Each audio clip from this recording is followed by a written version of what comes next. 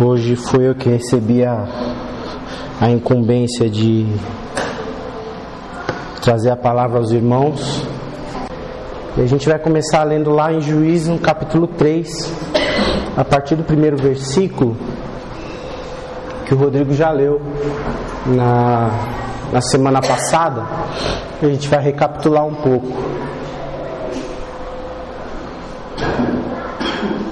Continuando a série de Juízes aí. Juízes capítulo 13, a partir do versículo 1, então. São estas as nações que o Senhor deixou para pôr à prova todos os israelitas que não tinham visto nenhuma das guerras em Canaã. Fez isso apenas para treinar na guerra os descendentes dos israelitas, pois não tinham tido experiência anterior de combate. Os 5 governantes dos filisteus, todos os cananeus, os sidônios e os heveus que viviam nos montes do Líbano, desde o monte Baal-Hermon até Lebo-Amate. Essas nações foram deixadas para que por elas os israelitas fossem postos à prova, se obedeceriam aos mandamentos que o Senhor dera aos seus antepassados por meio de Moisés. Os israelitas viviam entre os cananeus, os hititas, os amorreus, os ferezeus, os heveus e os jebuseus. Tomaram as filhas deles em casamento e deram suas filhas aos filhos deles, e prestaram cultos aos deuses deles. Amém. A gente vai continuar lendo o capítulo 3 até o fim hoje, mas isso é uma parte importante do que foi dito na semana passada pelo Rodrigo, e que termina com, mais uma vez, o povo de Israel servindo a outros deuses. Isso é algo que vem sendo martelado desde o início dessa série, desde o início das leituras desse livro. A gente tem lido que o povo de Israel ele é desobediente. Muitas vezes essa desobediência ela vem disfarçada de uma obediência parcial, né? Mas que o Rodrigo bem nos alertou e tem dito a nós, a Cíntia também nas pregações que fez, que a obediência parcial leva à desobediência completa. E a gente vai ver nesse capítulo, a gente vai ler junto, o que pode acontecer. A gente pode refletir também na nossa vida, como é que isso se reflete na nossa vida quando a gente também não nos comporta exatamente ou da maneira que o Senhor quer. A gente tem falado muito aqui, nós, desde que chegamos, que o Senhor seja o nosso universo, que nós estamos aqui para glorificar o nome dEle, para Ele nos usar da maneira como Ele quiser. E isso é muito, muito profundo. São frases simples que a gente solta no meio de um louvor, mas é algo muito profundo, muito mais profundo do que a gente imagina, mas é tão simples quanto proferir essa frase no meio de um louvor. É difícil, complicado, mas é tão simples quanto proferir a frase. E é isso que o Senhor quer nos convencer nesta manhã. A partir do... Vamos ver se vai funcionar aqui o meu amigo. Passa para mim, Fabíola, não está indo. Versículo 7. Até o fim do capítulo. Os israelitas fizeram o que o Senhor reprova, pois esqueceram-se do Senhor seu Deus e prestaram culto aos Baalins e aos postes sagrados. Acendeu-se a ira do Senhor de tal forma contra Israel. Deixa eu acompanhar por aqui. Acendeu-se a ira do Senhor de tal forma contra Israel que ele os entregou nas mãos de Cuxã-Risataim, rei da Mesopotâmia, por quem os israelitas foram subjugados durante 8 anos. Mas quando clamaram ao Senhor, Ele lhes levantou um libertador, Otoniel, filho de Kenaz, o irmão mais novo de Calebe, que os libertou. O Espírito do Senhor veio sobre ele, de modo que ele liderou Israel e foi à guerra. O Senhor entregou Cuxã-Risataim, rei da Mesopotâmia, nas mãos de Otoniel, que prevaleceu contra ele. E a terra teve paz durante 40 anos, até a morte de Otoniel, filho de Kenaz. Versículo 12. Mais uma vez os israelitas fizeram o que o Senhor reprova, e por isso o Senhor deu a Eglon, rei de Moabe, poder sobre Israel, conseguindo uma aliança com os amonitas e com os amalequitas. Eglon veio e derrotou Israel e conquistou a cidade das palmeiras, que é Jericó. Os israelitas ficaram sob o domínio de Eglon, rei de Moabe, durante 18 anos. Novamente, os israelitas clamaram ao Senhor, que lhes deu um libertador, chamado Eude, homem canhoto, filho do benjamita Gera. Os israelitas o enviaram com o pagamento de tributos a Eglon, rei de Moabe. Eude havia feito uma espada de 2 gumes, de 45 centímetros de comprimento, e a tinha amarrado na coxa direita, debaixo da roupa. Ele entregou o tributo a Eglon, rei de Moabe, homem muito gordo. Em seguida, Eude mandou embora os carregadores. Junto aos ídolos que estão perto de Gilgal, ele voltou e disse: "Tenho uma mensagem secreta para ti, ó rei." O rei respondeu: "Calado!" E todos os seus auxiliares saíram de sua presença. Eude aproximou-se do rei, que estava sentado sozinho na sala superior do palácio de verão, e repetiu: "Tenho uma mensagem de Deus para ti."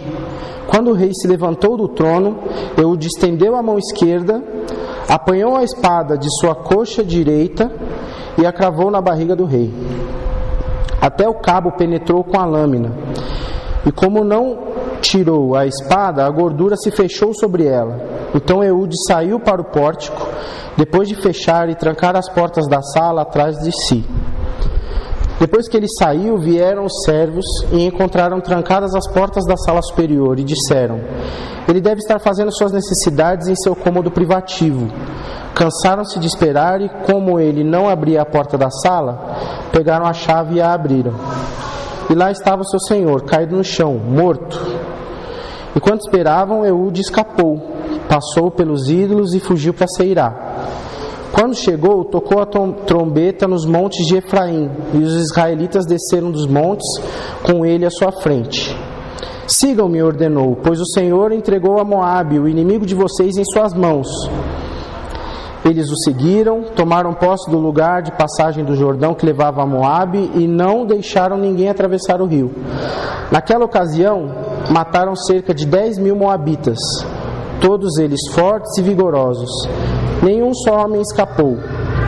Naquele dia, Moabe foi subjugado por Israel e a terra teve paz durante 80 anos. Depois de Eude veio Sangar, filho de Anate, que matou 600 filisteus com uma aguilhada de bois. Ele também libertou Israel. E viveram felizes para sempre. Só que não. No capítulo 4, depois da morte de Eude, mais uma vez os israelitas fizeram o que o Senhor reprova. Assim o Senhor entregou nas mãos de Jabim, rei de Canaã, que reinava em Hazor. O comandante do seu exército era Sísera, que habitava em Haroset-Hagoim. A gente leu um capítulo inteiro do livro de Juízes. E como vocês ouviram, Otoniel, a gente contou a história de Otoniel indo até o rei para libertar o povo, para tirar eles do domínio de Moabe. E, na verdade, o terceiro capítulo ele já é a continuação de histórias que ocorreram anteriormente, em que o povo insistia em buscar ao Senhor e depois desobedecê-lo na sequência. Buscar ao Senhor e depois desobedecê-lo na sequência. Buscar ao Senhor e depois desobedecê-lo. E mais uma vez o ciclo ocorre. No capítulo 3 a gente vê isso. Então, eu vou tentar ver aqui. O que é isso? É um ciclo vicioso. A gente busca ao Senhor, mas será que a gente busca ao Senhor com integridade? Esse povo de Israel, ele estava procurando a quem? Ele estava procurando ao Senhor ou aos seus próprios interesses? O Senhor, ele põe à prova a Israel no início, né? Lá nos primeiros 6 versículos que a gente leu, o objetivo do Senhor era treinar. Ele já vinha observando esse comportamento no povo de Israel e ele coloca o povo à prova, em volta de outras várias nações, porque ele precisava treinar aquelas pessoas na guerra. Eles não tinham participado das anteriores. Como a gente tinha ouvido a Cíntia até comentar nas pregações anteriores, existiu uma situação. Josué, filho de Num, servo do Senhor, obrigado, Cíntia, morreu com a idade de 110 anos, foi sepultado na terra de sua herança, em Timnat-Heres, nos montes de Efraim, ao norte do Monte Gaás. Depois que toda aquela geração foi reunida a seus antepassados, surgiu uma nova geração que não conhecia o Senhor e o que ele havia feito por Israel. Então, o que acontece aqui no capítulo 3 tem a ver com isso também. Aquele povo precisava ser treinado. Eles já não tinham mais aquela história dos seus pais, dos seus antepassados, como referência para prosseguir. E o Senhor coloca o povo à prova para treinar. Guardem isso. Mas aí o povo de Israel vai lá e busca outros deuses, que é o que começa a acontecer a partir do versículo 7, até que o Senhor manda Otoniel como um libertador. Diante do quê? Diante do clamor do povo. Então reinicia o ciclo. Inicia com o Senhor treinando o povo, colocando ele à prova. O povo vai lá, desobedece ao Senhor, faz o que o Senhor reprova, mas aí eles veem que a coisa não está legal. E aí eles voltam a clamar ao Senhor porque a situação não está boa. E o Senhor, com toda a sua benignidade, paciência que não tem fim, que vem do amor que não acaba, manda o libertador Otoniel, que é o protagonista da história que a gente leu aqui a partir do versículo 7. E aí, depois de que isso acontece, depois que Otoniel livra o povo de Israel das mãos de Moabe, eles têm 40 anos de paz. Até que ele manda Eude. Depois, de novo, né? Depois que o Senhor... Depois que eles fizeram aquilo que o Senhor reprova, a partir do capítulo 12, o Senhor manda Eude, que é, na verdade, quem eu estava citando, que é quem mata o rei lá de Moabe. E por onde se passa toda a história. Mas antes que ele mandasse Eude, o povo fica 18 anos dominado por Eblom, né? Até que ele manda Eude novamente. Isso. E aí Eude, depois de toda essa história, depois de matar ao rei e depois de voltar ao povo de Israel, dá ao povo mais 80 anos de paz. Mas a vida é uma caixinha de surpresas, né? Depois da morte de Eude, o povo vai lá e desobedece ao Senhor de novo. Pode passar o próximo. A reflexão aqui, irmãos, é a seguinte: é possível prosperar assim?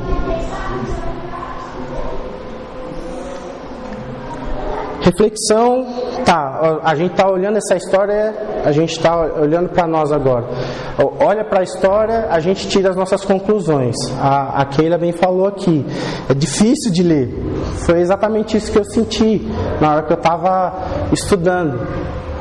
Não prospera. Se a gente fizer as contas, são 140 anos, mais ou menos, que o povo fica nesse vai e vem.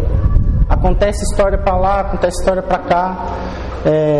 São praticamente 140 anos em que o povo vive entre paz com Deus e dominação, desobediência.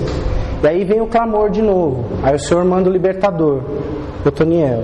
Aí Otoniel vai lá, resolve a situação, faz o que ele tem que fazer, dá mais alguns anos de paz ao povo, até que o povo vai lá e faz o que o Senhor reprova, começa a adorar outros deuses. Aí o Senhor manda outro libertador, porque eles não aguentam mais aquilo que eles mesmos buscam. E aí esse libertador vem, faz aquilo que está à sua mão para fazer, mais 80 anos de paz. E aí termina o capítulo 3. Ok, vamos começar outra história, né? Não, capítulo 4 começa com o povo desobedecendo outra vez.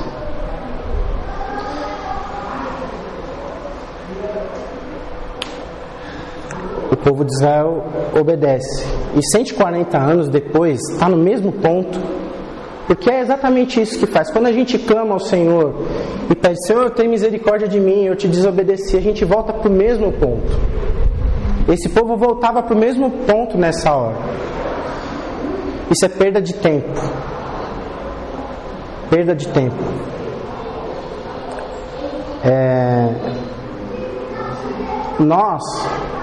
Essa história precisa fazer sentido para a gente a partir do momento em que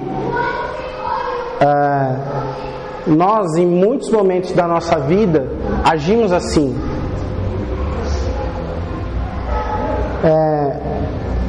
Em muitos momentos em que a gente vem no domingo aqui, talvez seja para recuperar a semana que a gente perdeu. Porque o Senhor fala conosco a cada domingo aqui, né? E muitos de nós, eu me incluo,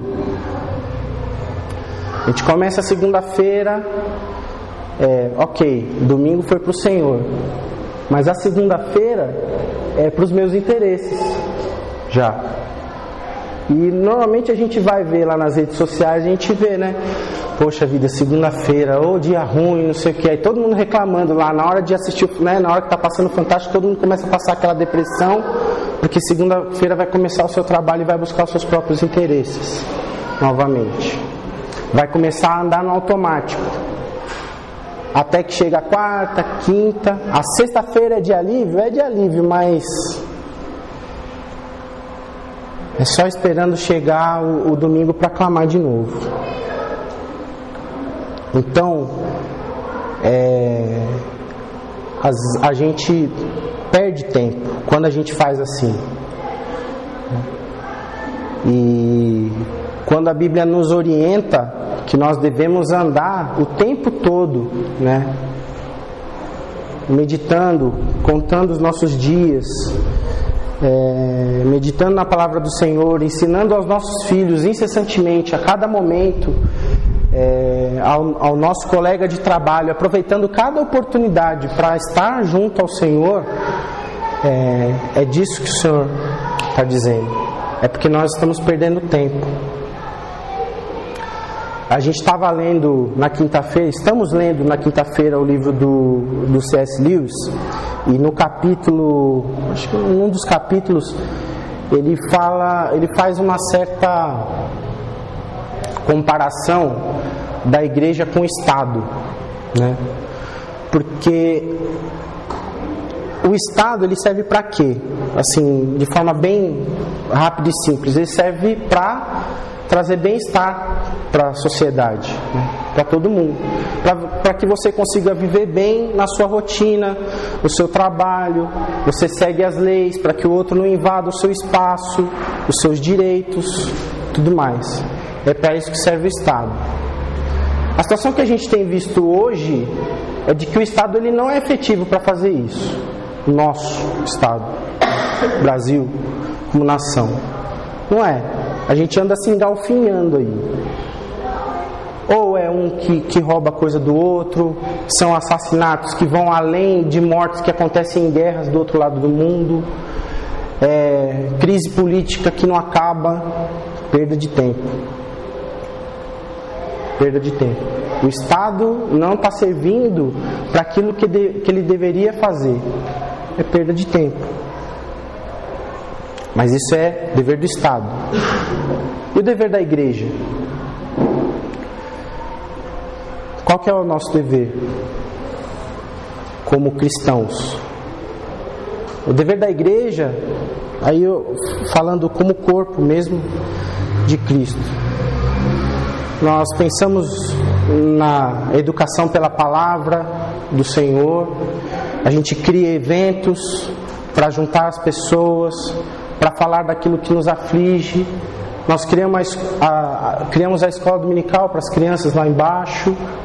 Nós temos as nossas reuniões dominicais aqui, mas existe uma motivação, existe um objetivo final. Assim como o Estado fala, né, que ele busca o bem-estar das pessoas, da sociedade, qual que é o nosso objetivo aqui, como igreja?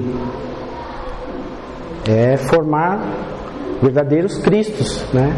Verdadeiros cristãos, sermos parte do corpo de Cristo, membros efetivos que trabalhem em prol desse corpo. E a gente pode fazer um monte de coisa, assim como o Estado faz pelo bem-estar das pessoas. Mas se a gente não atinge o resultado, o objetivo, também é perda de tempo.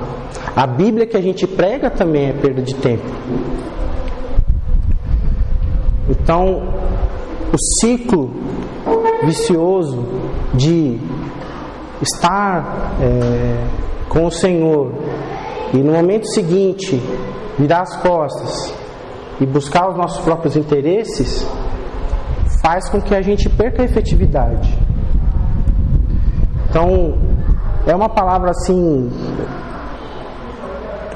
não tem como não refletir, até porque eu falo muito do que acontece comigo aqui, né? E tenho certeza disso. Mas o Senhor é misericordioso para nos fazer mudar a nossa maneira, nos fazer buscar. O Senhor falou hoje pela manhã, através dos louvores, né? O Fabrício orou aqui com muita propriedade sobre o que o nosso desejo deve ser, que é converter o nosso desejo àquilo que o Senhor quer de nós. Que nós não busquemos o Senhor pelos nossos... não busquemos o Senhor a fim de que nós estejamos livres para depois buscar os nossos interesses, mas que a gente entenda a integridade que é buscar o Senhor, para que os nossos desejos sejam os desejos dele. Se nós formos íntegros tem a ver com inteireza, nos entregarmos de coração ao Senhor de forma completa. Isso tem a ver não só com a inspiração dos nossos atos, porque quando a gente faz alguma coisa inspirado por Deus, a gente ainda não está inteiramente com Ele. Porque, de novo, se nós fazemos algo inspirado por Deus, com bondade, caridade, isso é inspirado por Deus. Toda bondade que há em nós vem dele, em nós e nos outros, naqueles que o rejeitam também. Mas inspiração por Deus precisa também ser motivada e tem que ser o nosso desejo. Isso é integridade. Não basta ser só inspirado. A nossa motivação tem que ser servir a esse Deus. Tem que estar todo o tempo com Deus. Se a gente serve a Deus como uma oferta que se dá para um Deus que não é o nosso, mas para estar livre, para depois buscar os nossos interesses, ou não, falando assim, eu vou agradar a Deus aqui, para Ele ficar de boa comigo, e aí agora eu estou tranquilo, está tudo bem, Ele mandou o libertador, Ele foi lá, resolveu a minha situação, agora eu estou em paz, bora lá fazer o que eu quero da minha vida. Isso não é inteireza, isso não é integridade, e o Senhor busca integridade de nós. Porque Ele nos coloca à prova, mas no segundo momento, quem busca e clama ao Senhor porque não está aguentando mais somos nós mesmos. São as lutas que nós provocamos a nós mesmos. Então a gente tem a luta que o Senhor dá para nos provar. Falar isso aqui, ó, aqui você está precisando de um ensinamento. Então você não conhece, então eu vou te provar. Vou colocar aqui, você vai treinar para você conseguir fazer aquilo que você deve fazer. Mas depois tem a prova, depois tem a luta que nós mesmos colocamos no nosso caminho, porque a gente só serviu ao Senhor porque Ele nos inspirou, mas Ele não é a motivação, não é o que está em primeiro lugar, não é o nosso primeiro amor. E é só aí então é que a gente vai ter liberdade, só aí que a gente vai conhecer a liberdade plena, que é quando a nossa vontade, quando a nossa motivação estiver no Senhor, quando a nossa vontade estiver convertida no Senhor, aí a gente vai entender o que é liberdade.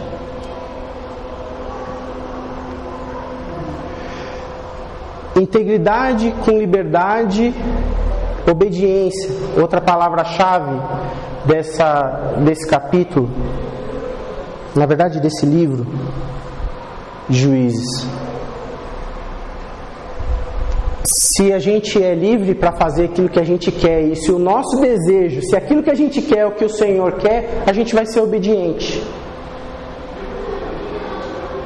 Então, o nosso desejo se converter na vontade do Senhor é o ponto importante aqui, porque a gente vai ser livre para fazer o que a gente quer e a gente vai obedecer a Deus, porque a nossa vontade é a vontade dele.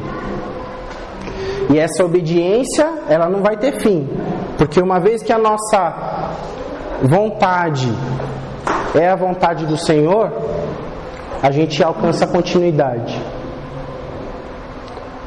E a continuidade é a paz que não tem fim. É a paz que não acaba 80 anos depois, porque o Senhor encontrou o povo louvando outros deuses, buscando a outros deuses, fazendo aquilo que não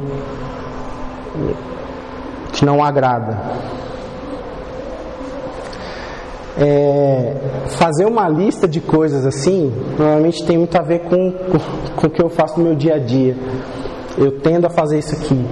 Isso é coisa de engenheiro, de quem trabalha na área de exatas e tal, pensar logicamente sobre as coisas, mas é uma lista simples, não é? É uma lista simples. Então, é aquilo que eu falei no início.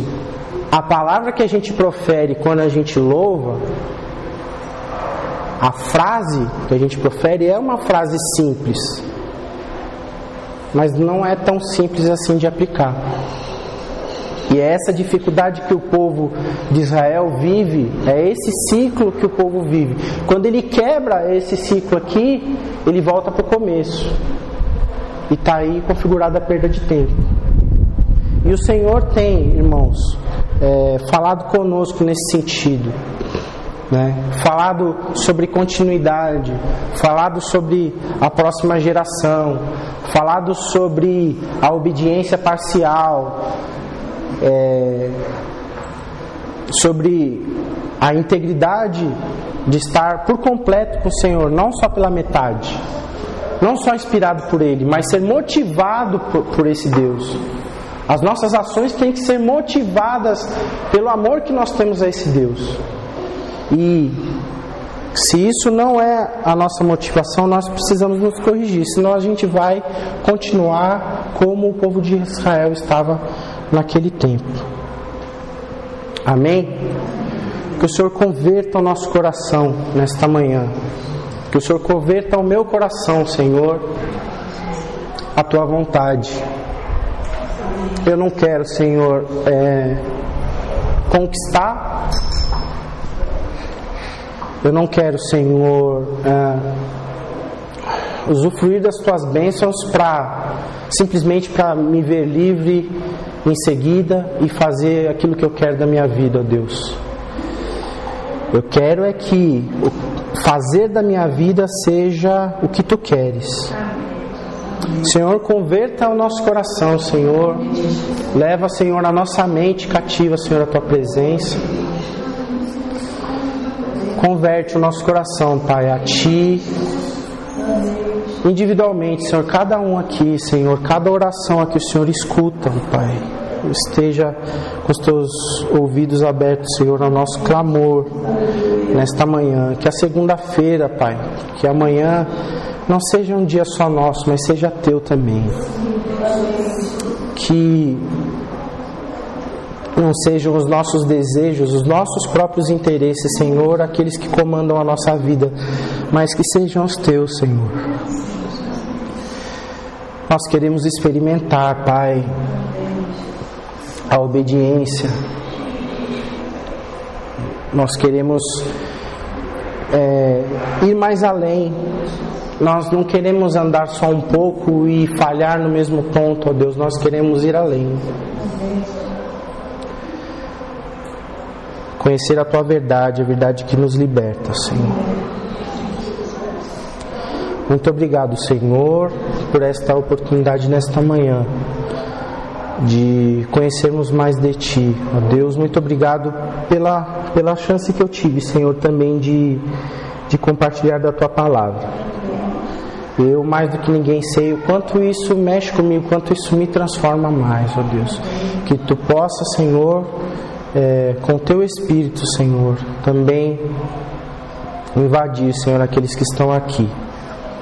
E que esta igreja, Senhor, esta comunidade, Senhor, também possa ser impactada, Senhor, pela Tua palavra.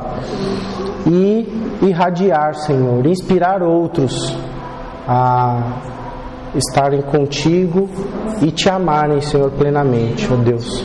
Usa-nos, Senhor, assim como a canção diz. Queremos ser como farol, como ponte sobre as águas, como abrigo no deserto.